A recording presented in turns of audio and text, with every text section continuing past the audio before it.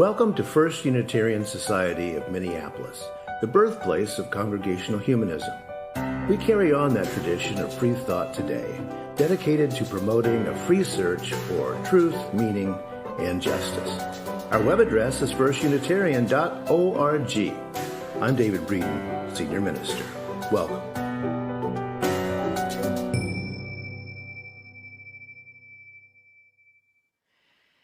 Good morning, and welcome to the online Sunday Assembly of First Unitarian Society of Minneapolis for May 24th, 2020. I'm the Reverend Kelly Clement, one of the assistant ministers here at FUS.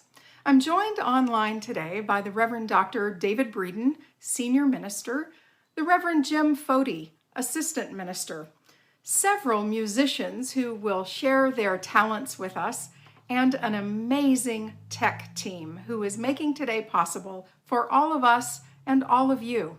Thank you for making the effort to be present with us from wherever you are.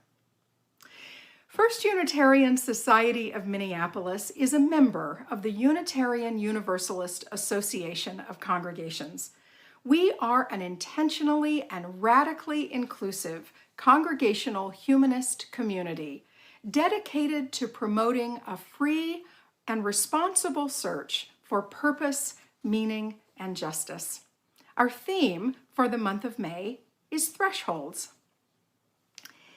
Even as our building is closed for the duration, this congregation is active. Please carefully read your Friday email and the monthly newsletter. If you do, you will be in the know about activities and ways to connect. If you're not already on our email list, you can sign up for it via our website, www.firstunitarian.org. The sign-up link is at the very bottom of the homepage. Our website also has lots of good information about how to connect remotely, to learn more about the society, get contact info for staff and ministers, and to donate to our work in the world. During assembly, please be sure to take a glance at the chat windows that accompany the video streams and feel free to comment on what you hear. One tech note: if you find that your video and audio get out of sync, try refreshing your page. That usually does the trick. After assembly today, please join us for coffee hour via Zoom. The link will be posted in the chat. Rev Jim will host our coffee hour, which we expect to last about half an hour, and you can come and go as you wish. We will be divided into breakout rooms of smaller groups and have a few questions to get the conversation started. Rev David's popular 9 a.m. weekday program, Coffee and Wisdom, will be taking a break on Monday for Memorial Day. Plan to join him Tuesday through Friday of the coming week. The Zoom link was in the Friday email. Even as some other parts of our community are opening up, FUS will be continuing to have an online-only Sunday morning presence for several more months. Thank you again for joining us. Good morning. I'm Allison Wyeth, Director of Religious Education for First Unitarian Society, and I'm really happy to be here with you this morning. I wanted to let you know about RE programming updates. As you might know, RE programming is on a short break to allow our staff some time for rest and recuperation. However, we will return starting on Sunday, May 31st, with our Kids and Youth add-on assembly at 11:45. And after that, a full week of activities for all our youth. Keep an eye out for the Friday email where the information about what we have planned will be revealed. I hope you stay well, and I'll see you on the 31st. Each week when we gather, we light our chalice and share one of the 7 principles of Unitarian Universalism, or one of the aspirations of our congregation. This week, we light the chalice remembering our aspiration to pursue wisdom through reason, science, art, and the stories of human civilizations.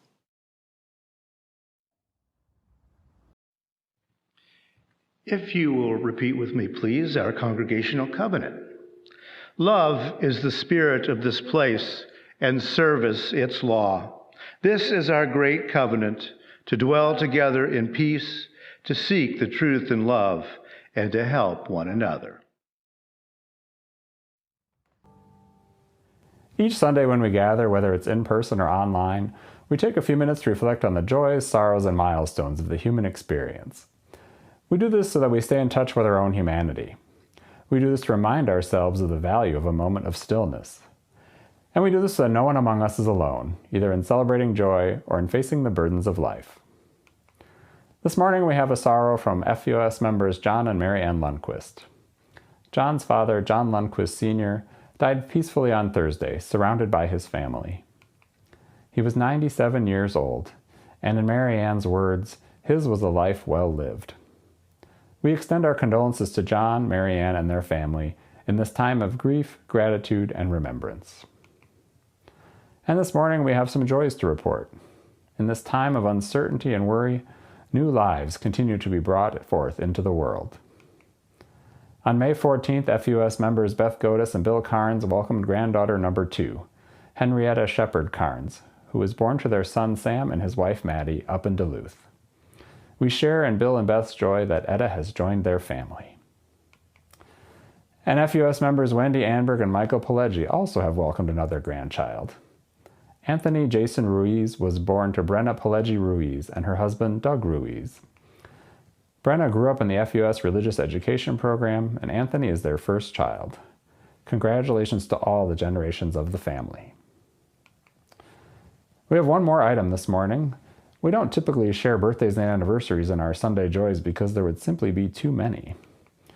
But with an anniversary that's a nice round number and includes great photos, today we extend our congratulations to Nick and Diane Rouse, who were married 40 years ago tomorrow in a beautiful park in upstate New York. Tomorrow they'll be celebrating by Zoom with a bottle of wine and friends from all over. Congrats, Diane and Nick. We now take a moment of silence to reflect on all the challenges and heartbreak going on in our lives and in our world, and to think with gratitude of those who live lives of peace, justice, and compassion.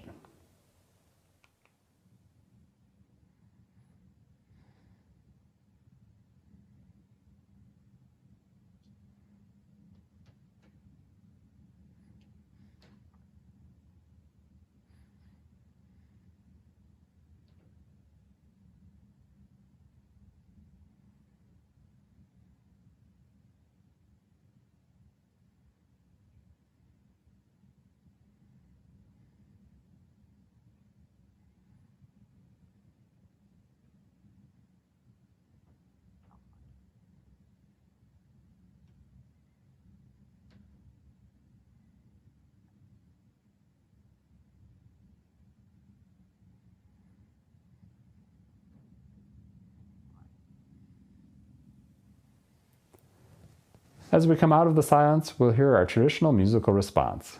You are invited to sing along at home if you wish.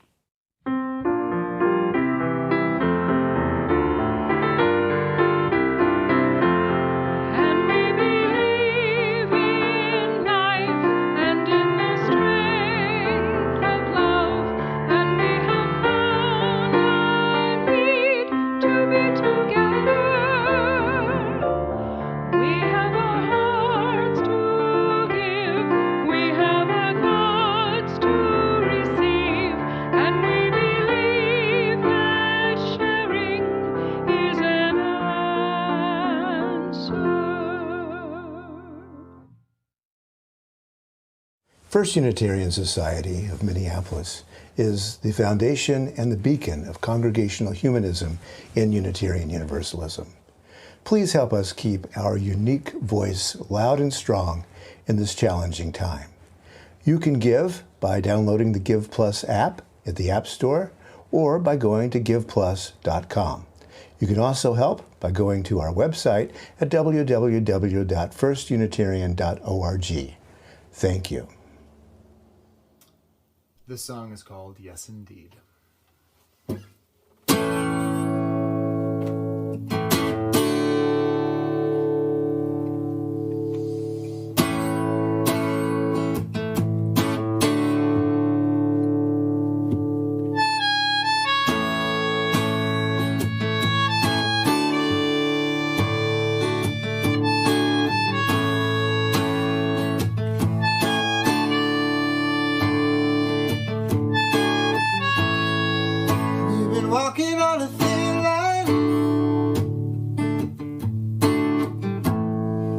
like it's all incidental,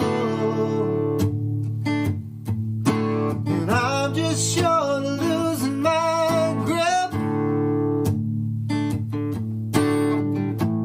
'cause life feels like a riddle.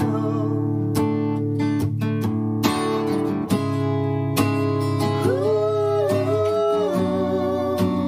no, we gotta make it right. Ooh,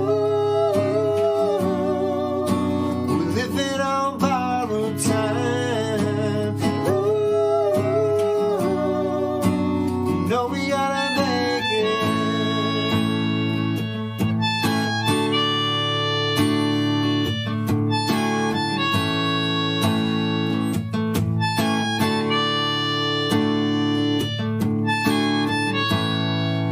Through my bones I feel the breeze, like my very first nightmare. And it's true, you're the cure that I need, but are you always gonna be there?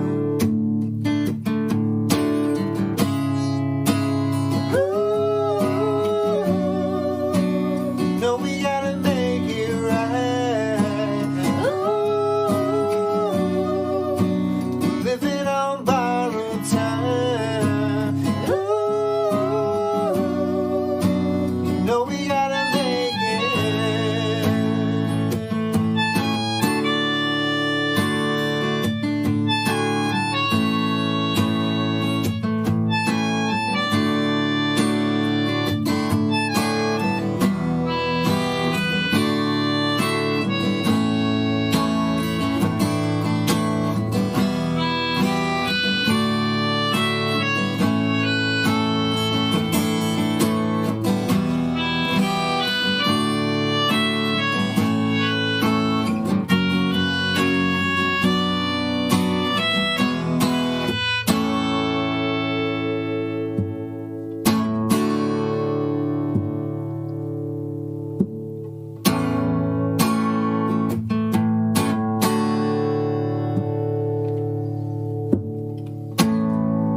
Like a marathon in a dream, you got me feeling kinda tired. Since I uncover my balls, will you please? Yes, indeed.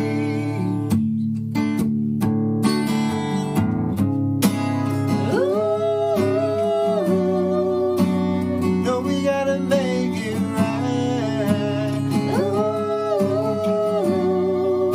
we're living on borrowed time. Ooh, no, we gotta make it.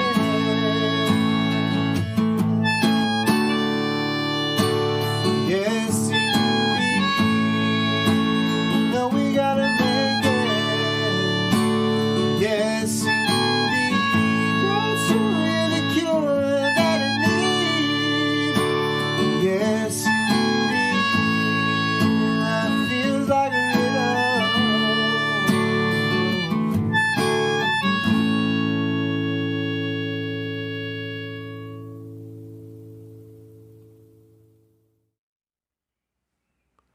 A poem for this Memorial Day weekend, written by Carl Sandburg. In 1916, it's called I Am the People, the Mob. I am the people, the mob, the crowd, the mass. Do you know that all the great work of the world is done through me? I am the working man, the inventor, the maker of the world's food and clothes. I am the audience that witnesses history. The Napoleons come from me, and the Lincolns, they die. And then I send forth more Napoleons and Lincolns. I am the seed ground. I am a prairie that will stand for much plowing. Terrible storms pass over me. I forget. The best of me is sucked out and wasted. I forget. Everything but death comes to me and makes me work and give up what I have, and I forget.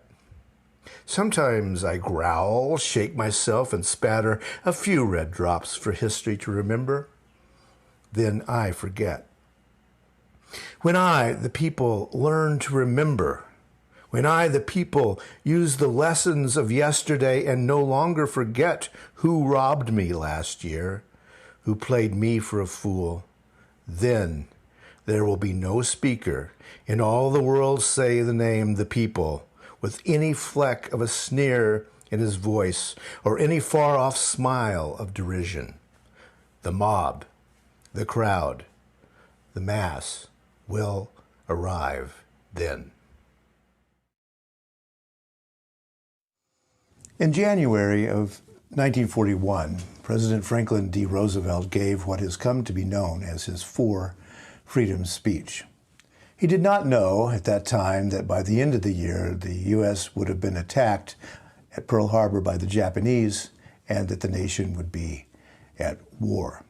He did believe, however, that the Axis powers were out to destroy all the democracies in the world, including the United States, and he wanted to convince Americans to stop staying neutral and stop insisting on staying out of foreign entanglements and instead step up to what he saw as the American duty on the international scene.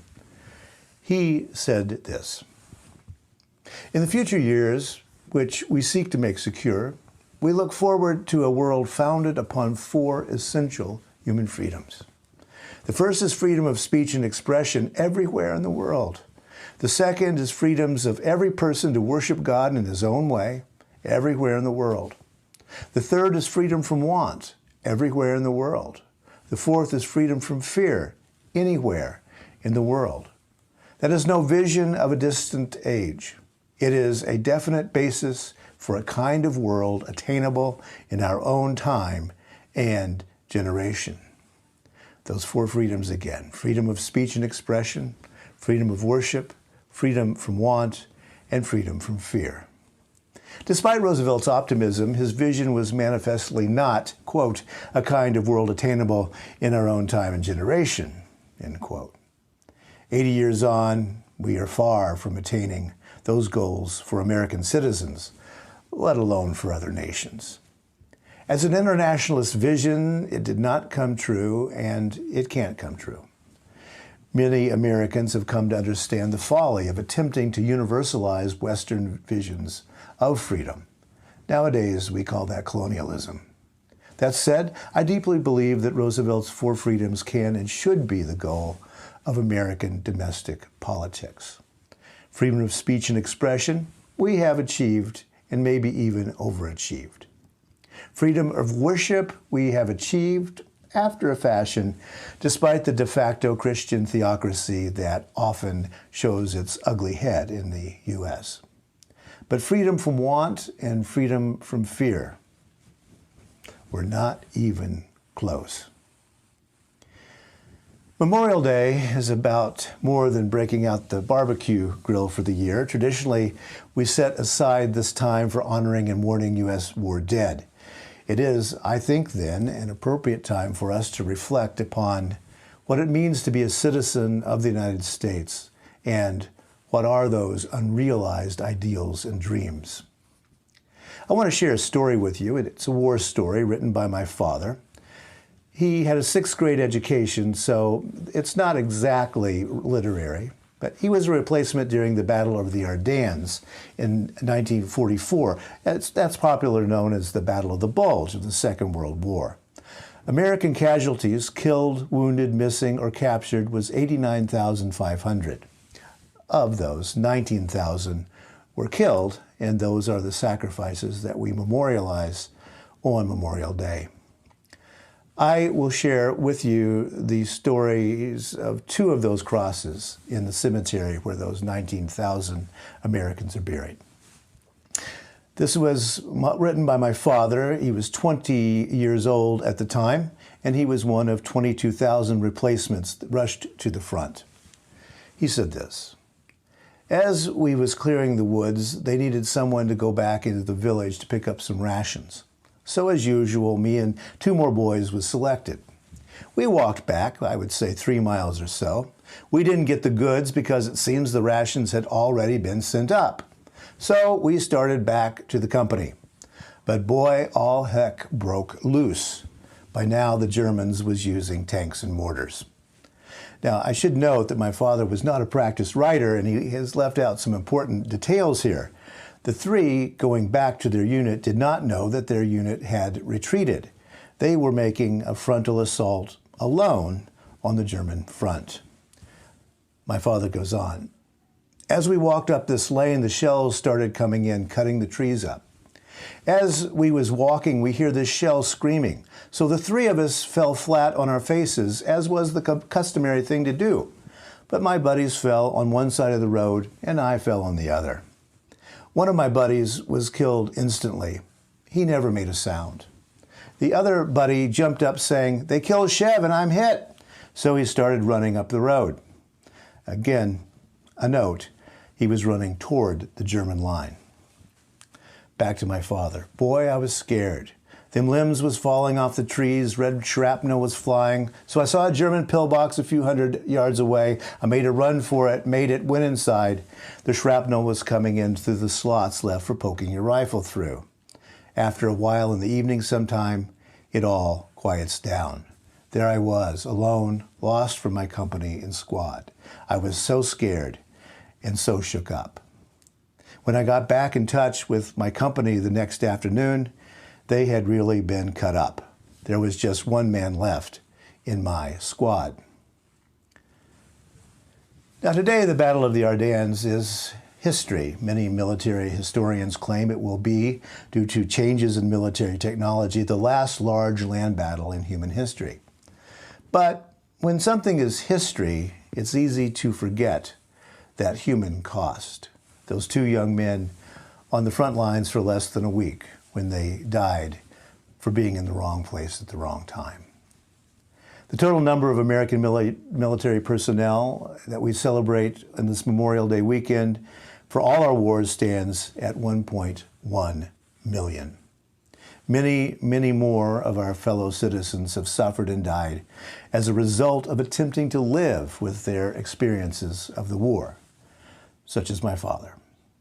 That's what I invite you to consider today, the past as alive, and inviting all of us into a conversation about the future.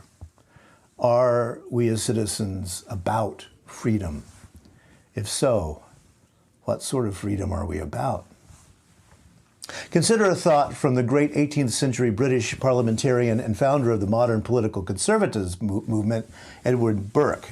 Edmund Burke says this, quote, "Society is a partnership in all science, a partnership in all art, a partnership in every virtue and in all perfection.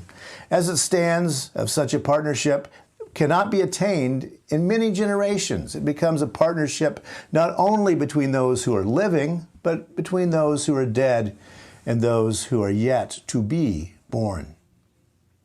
Those words. It becomes a partnership not only between those of us who are living, but between those who are dead and those who are to be born. Now, I want to bounce that idea off another idea, this one from Konstantin Fasolt, who is a professor of history at the University of Chicago. He writes this, "History is the product of a technology. It does not simply lie around like stones or apples ready to be picked up by anyone who pleases. It must first be produced." History, he says, must be produced. And I take that in two different senses. History is created by the lived experiences of human beings. That's easy enough to see. But history is also a product of cultural forces that are always interpreting history, rewriting history, if you will, to reflect the culture of the present time period.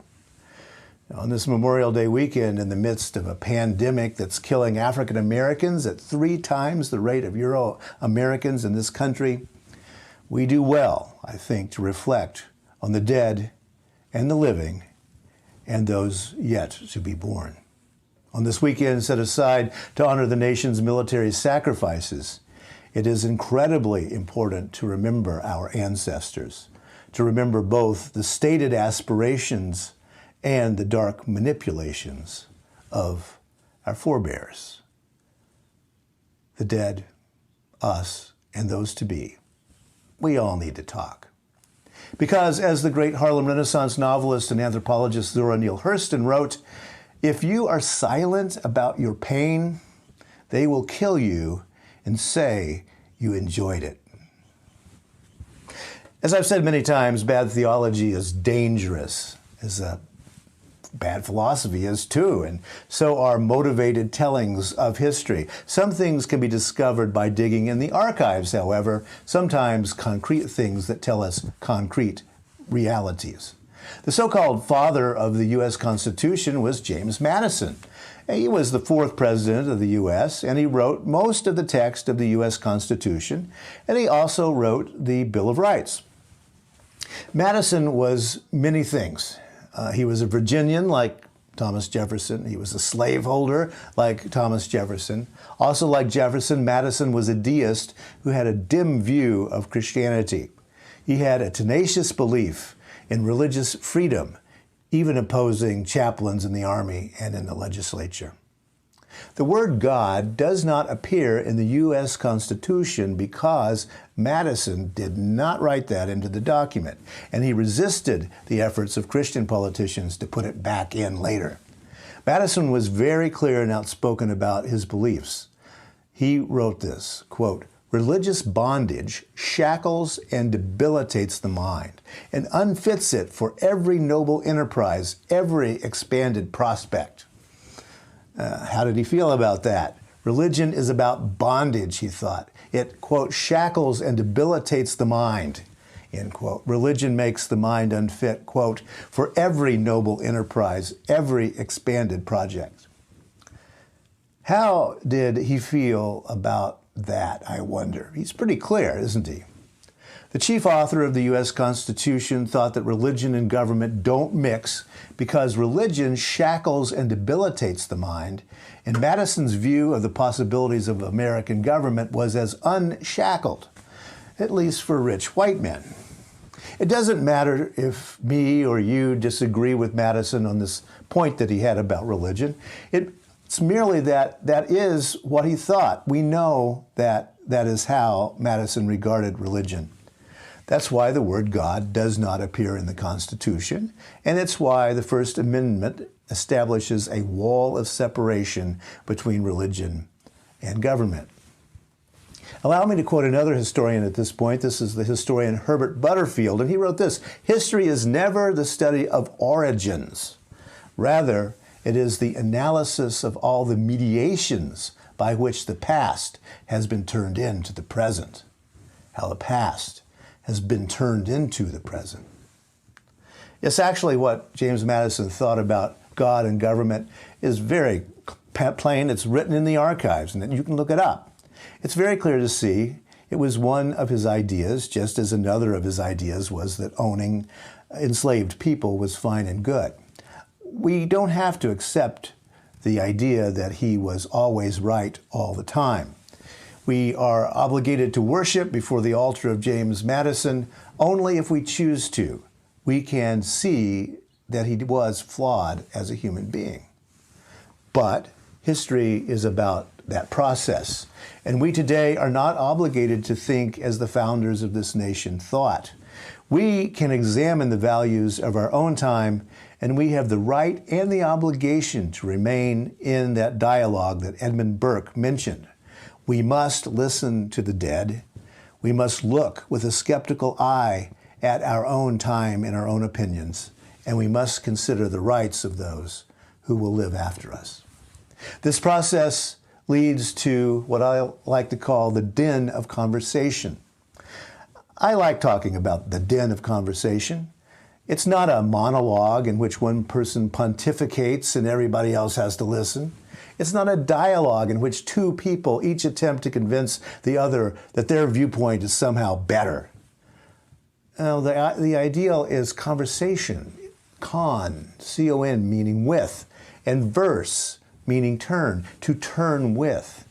No pontificating, no attempting to win an argument. Turning with, being together, sticking together, and listening. Listen to the long history of humanity. There is so much conversation. There is so much to learn from the dead. There is so much to learn from the living here today. And there is so much to consider about those voices that will be here long after all of us are gone. Will we listen to the words of those long forward, those long dead? Can we live into an ideal of government and citizenship, calling the past out, calling the past a liar? Can we do that? Even the wreckage of the past can inform our present to help us make better choices. All of us need to talk, the dead, the living, and the unborn. We need to converse. We need a den of conversation. Let's insist that the war dead did not die in vain. Freedom of speech and expression, freedom of worship, freedom from want, freedom from fear. Let's make those our goals. Let's heed the wise words of James Madison, who wrote this: "Knowledge will forever govern ignorance, and a people who mean to be their own governors must arm themselves with the power and knowledge that knowledge gives. A popular government without popular information or the means of acquiring it is but a prologue to a farce or a tragedy, or perhaps both.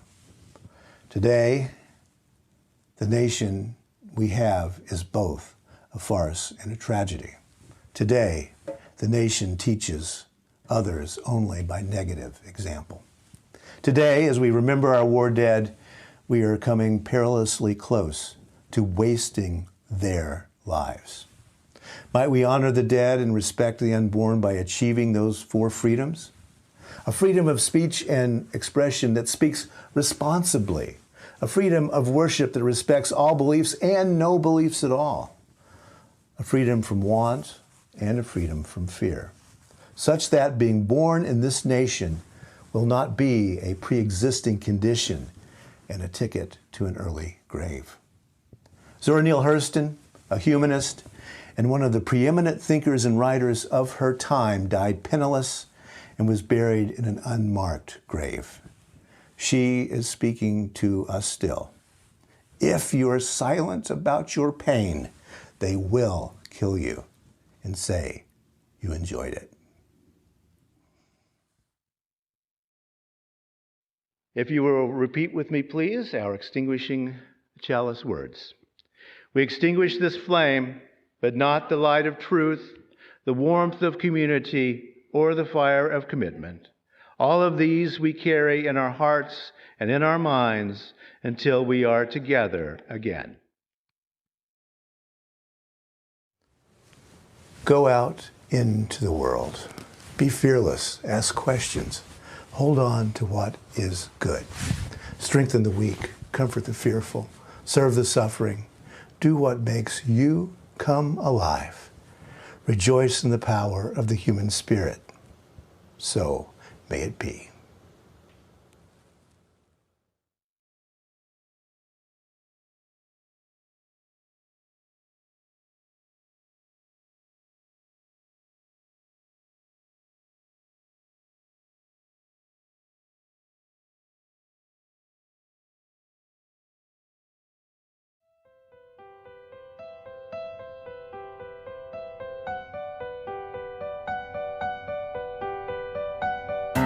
Thanks for listening. You can find much more about humanism and what's happening at First Unitarian Society in Minneapolis by visiting our website at firstunitarian.org.